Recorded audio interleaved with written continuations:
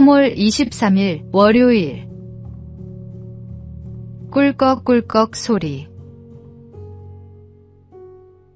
한바탕 큰 전투를 치르고 나서 부상당한 병사가 애타게 물을 찾고 있었습니다. 마침 군종 목사에게 얼마의 물이 남아 있었습니다. 목사는 수통을 그 병사에게 건넸습니다. 병사는 무심코 그 물을 마시려고 했습니다. 물통을 들면서 모든 소대원들의 눈이 자기에게 집중되어 있는 것을 알게 되었습니다. 그는 목마른 것을 꾹 참고 그 수통을 소대장에게 넘겨주었습니다. 소대장은 그 수통을 받아들더니 입에 대고 꿀꺽꿀꺽 소리를 내며 마셨습니다. 그리고 부상당한 병사에게 다시 그 수통을 돌려주었습니다. 부상당한 병사가 물을 마시려다 보니 물은 조금도 줄지 않았습니다. 병사는 수통에 입을 대고 소대장처럼 꿀꺽꿀꺽 소리를 내며 맛있게 물을 마셨습니다. 수통은 다음 병사에게로 전해졌습니다. 소대원들은 모두 꿀꺽꿀꺽 물을 마셨습니다. 마침내 수통은 군종 목사에게 돌아갔습니다. 수통의 물은 처음 그대로였습니다. 갈증을 느끼는 사람은 아무도 없었습니다. 그날 물이 늘어난 것은 아니었습니다. 그러나 서로를 먼저 생각한 마음이 갈증보다 앞섰고 그 배려가 모두를 충분하게 만들었습니다. 은혜를 누린 사람은 생명을 지켜주는 인수를 펼 수 있습니다. 서로를 배려하고 양보하는 마음이 모두를 살립니다. 오늘의 말씀. 서로 사랑하라. 내가 너희를 사랑한 것 같이 너희도 서로 사랑하라. 오늘의 만나. 오늘 누군가에게 은혜를 끼치는 사람이 되십시오.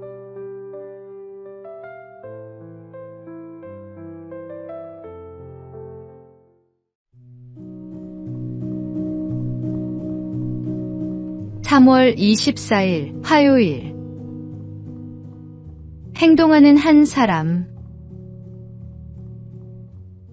어느 아파트 단지에 늘 같은 문제가 있었습니다. 지하주차장 출입구 바닥이 움푹 패여 차가 지날 때마다 쿵 소리가 났습니다. 주민들은 불평했습니다. 관리사무소는 뭐 하는 거야? 다칠 사람 나오면 그때 고칠 건가? 단지 단톡방에는 불만이 끊이지 않았지만 며칠이 지나도 바닥은 그대로였습니다. 어느 비 오는 날, 한 주민이 차에서 내려 그곳을 한참 바라보더니 집으로 올라가 공구를 들고 내려왔습니다. 임시로 흙과 자갈을 채우고 위험 표시를 붙여두었습니다. 완벽한 수리는 아니었지만 그날 이후 사고는 나지 않았습니다. 그는 아무 말도 남기지 않고 조용히 집으로 돌아갔습니다. 다음 날 단톡방에 이런 글이 올라왔습니다. 어제 누가 바닥을 임시로 고쳐놨네요. 덕분에 아이들 다칠까 걱정 안 해도 되겠어요. 그제야 사람들은 깨달았습니다. 말로만 걱정하던 사람들보다 먼저 나서서 행동한 한 사람이 상황을 바꿔 놓았다는 것을. 성경에서 하나님이 찾으시는 의인은 완벽한 사람이 아닙니다. 모두가 외면할 때 그 자리에 멈춰 서서 할 수 있는 일을 하는 사람입니다. 오늘의 말씀. 이 땅을 위하여 성을 쌓으며 성 무너진 데를 막아서서 나로 하여금 멸하지 못하게 할 사람을 내가 그 가운데에서 찾다가 찾지 못하였으므로. 오늘의 만나.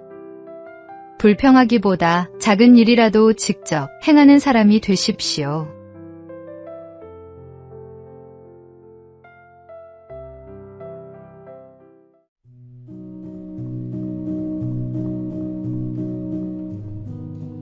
(3월 25일) 수요일. 육체의 풍년, 영혼의 흉년. 요즘 우리 사회는 먹을 것이 넘쳐납니다. 음식에 대한 경외감이 사라지면서 우리는 음식을 절제하지 못하고 마구 먹게 됐습니다. 현대인들의 육체는 온갖 달콤하고 기름진 음식에 길들여졌고 이로 인해 육체는 풍년을 맞은 듯합니다. 그러나 영혼은 어떨까요? 영혼은 더욱 곤고하고 황폐합니다. 흉년입니다. 몸을 강건케 하는 음식의 소중함을 잊은 채 음식을 먹기 때문입니다. 황새는 비교적 오래 삽니다. 그 이유는 황새는 욕심이 없는 새여서 절대로 과식, 과욕이 없기 때문입니다. 먹이를 아무리 줘도 필요한 양만큼 먹고는 그 이상은 안 먹는다고 합니다. 식사 절제는 사람에게도 장수의 조건이 됩니다. 경건 생활에서도 이렇게 절제하는 것은 중요합니다. 이스라엘 백성들이 광야 생활을 할 때도 이러한 절제 속에서 아름답게 살아갔습니다. 우리는 좀 적게 먹고 말씀과 기도로 영혼의 생명을 더욱 풍부하게 해야 합니다. 나의 연약함과 불완전함을 하나님 앞에 내놓음으로써 우리는 비로소 경건과 사랑의 힘을 얻을 수 있습니다. 성경은 영으로서 몸의 행실을 죽이면 살리니라고 말씀합니다. 육체의 욕망을 절제하고 영적인 것에 집중할 때 참된 생명을 얻게 됩니다. 오늘의 말씀, 너희가 육신대로 살면 반드시 죽을 것이로되 영으로서 몸의 행실을 죽이면 살리니. 오늘의 만나, 육체를 채우는 일에만 집중하지 말고 절제하며 말씀과 기도로 영혼을 먼저 채우는 하루를 보내십시오.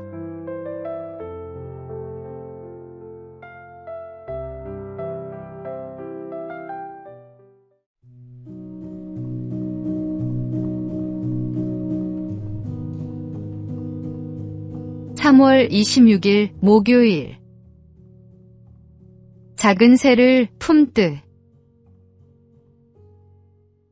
어떤 젊은 여인이 전도사에게 완전한 헌신에 대해 이야기했습니다. 저는 도저히 저 자신을 주님께 온전히 드릴 수가 없어요.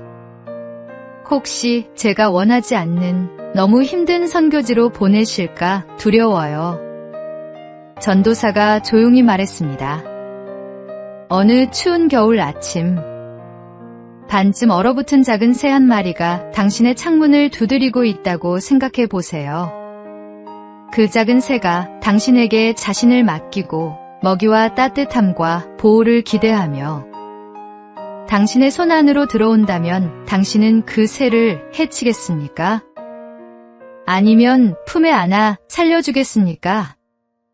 그 말을 듣는 순간 그녀의 두 눈에 이해의 빛이 스쳤습니다. 헌신이 두려운 이유는 주님을 몰라서가 아니라 주님의 마음을 아직 다 알지 못해서일지도 모릅니다. 우리가 작은 새 한 마리도 품에 안아 따뜻하게 보살피려 하는데 하물며 우리를 사랑하시는 하나님께서야 얼마나 더 우리를 귀하게 여기시겠습니까? 하나님께 자신을 온전히 맡기는 것은 두려움이 아니라 가장 안전한 선택입니다.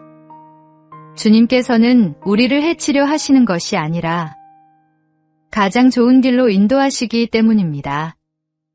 성경은 너희 몸을 하나님이 기뻐하시는 거룩한 산 제물로 드리라고 말씀합니다.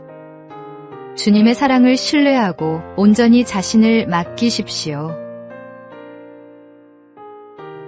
오늘의 말씀, 그러므로 형제들아 내가 하나님의 모든 자비하심으로 너희를 권하노니 너희 몸을 하나님이 기뻐하시는 거룩한 산 제물로 드리라. 오늘의 만나, 하나님께 자신을 맡기는 것이 두렵다면 그분의 사랑을 더 깊이 묵상하십시오. 주님은 우리를 가장 선한 길로 인도하십니다.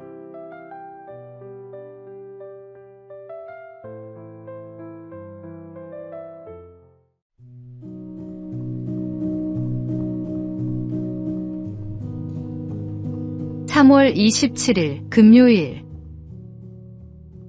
곱하기의 십자가. 십자가를 세워놓고 보면 더하기표처럼 보입니다. 그러나 십자가를 등에 지면 그것은 곱하기표가 됩니다. 100만 원에 100만 원을 더하면 200만 원이 되지만 100만 원에 100만 원을 곱하면 상상할 수 없는 값이 됩니다. 신앙도 마찬가지입니다. 이해타산으로 계산하는 더하기의 신앙은 한계를 가지지만 자신을 내어놓는 곱하기의 신앙은 열매를 낳습니다. 이해타산적인 사람은 희생의 십자가를 지지 않습니다. 그러나 곱하기의 십자가를 지는 사람은 옛사람과 구습을 못 박는 십자가를 집니다. 주님께서 죄인된 나를 위해 십자가를 지실 때 죄인된 나는 이미 그분 안에서 죽었습니다. 이제 우리가 져야 할 십자가는 많은 열매를 맺기 위해 땅에 떨어져 죽는 미랄의 십자가입니다. 사명의 십자가입니다. 남을 살리기 위해 고난과 수치를 영광으로 여기는 사람. 그가 사명의 십자가를 지는 사람입니다. 그로 인해 수많은 영혼이 생명을 얻습니다.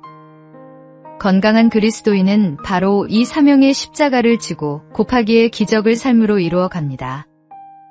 예수님은 한 알의 밀이 땅에 떨어져 죽으면 많은 열매를 맺는다고 말씀하셨습니다.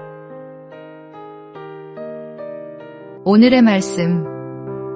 내가 진실로 진실로 너희에게 이르노니 한 알의 밀이 땅에 떨어져 죽지 아니하면 한 알 그대로 있고 죽으면 많은 열매를 맺느니라.